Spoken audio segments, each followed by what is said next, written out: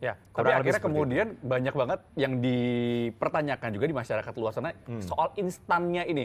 Karena kan banyak sekali sebenarnya kader dari PSI yang mempunyai mungkin kualifikasi yang baik Ya. untuk menjadi ketua umum, kemudian sudah berupaya dari bawah membawa PSI, kemudian sampai titiknya akhirnya tiba-tiba ada orang masuk baru 2 hari langsung jadi ketum.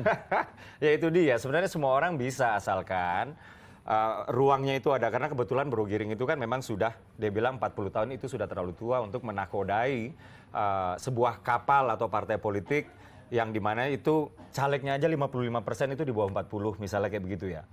Dan apa namanya, ruang itu ada saat itu gitu. Kemudian aspirasi dari bawah itu menginginkan Bro Kaesang, kita yang di DPP ya bisa apa gitu.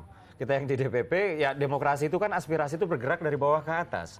Siapapun orangnya, mau anak presiden, bahkan saya ini misalnya saya memang diinginkan oleh DPW gitu, saya kan jadi ketua umum, cuma kan yang diinginkan saat ini adalah Bro Kaesang. Kurang lebih seperti itu. Oke, oke. Kita tinggalkan karena ini udah terjadi ya. Kaesang sudah dikukuhkan juga, walaupun mau 2 hari, mau 3 hari, mau sebulan, ya sudah. Ini sudah dijelaskan juga tadi sama Mas Dede. Nah, pertanyaan kemudian adalah keberadaan dari Kaesang sebagai ketua umum ini, apakah ini merupakan sebuah strategi dari PSI untuk menjadi game changer? Karena kita tahu ya, ini menjelang pendaftaran capres-cawapres, masih banyak yang bimbang, masih cair sekali. Nah, ini ketika Kaesang muncul sebagai ketua umum, ini akan mengubah konstelasi politik seperti apa nanti? Untuk pilpres atau pileg ya? Kalau pilpresnya? Pilpres ya. Begini, memang kan yang menjadi persepsi masyarakat itu adalah Kaesang ini memiliki asosiasi politik yang sangat kuat dengan bapaknya. Yang dimana itu itu juga sesuatu yang kami tidak bisa tolak lah ya. Karena memang ini ada bapaknya, Pak Jokowi, kemudian ada Mas Kaesang. Tapi kayak begini, kita sama-sama tahulah bahwa Mas Kaesang itu adalah manusia dewasa. Beliau bisa membuat keputusan untuk dirinya sendiri gitu ya. Beliau juga merupakan apa ya, ini saya kasih tahu sedikit ya.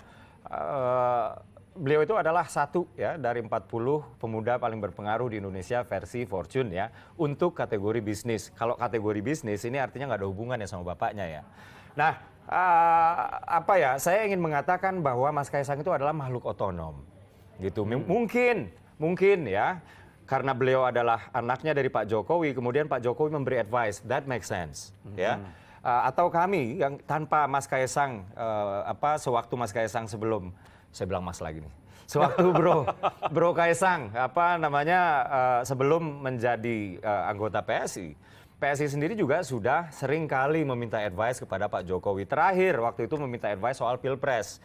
Yang kemudian Pak Jokowi katakan ojo ke susu. Katanya akan masih banyak drama-drama politik, kata Pak Jokowi. Yang dimana ini segaris dengan Kopdarnas kami beberapa bulan lalu, yang juga tetap ojo ke susu karena kami menunggu hilal cawapres. Karena kami percaya cawapres ini akan menjadi game changer. Nah, sikap kami sebelum ada Bro Kaesang dan setelah ada Bro Kaesang terkait Pilpres nggak berubah. Tetap nggak berubah. Jadi saya pikir bahwa Bro Kaesang itu adalah anaknya Pak Jokowi itu adalah satu hal ya. Tapi kemudian Bro Kaesang adalah makhluk atau manusia dewasa yang otonom yang bisa membuat keputusan untuk dirinya sendiri itu adalah hal lain. Dan Bro Kaesang dalam hal ini sedang menjadi dirinya sendiri walaupun kami nggak menampik ya ada suntikan elektoral dan lain-lain tadi.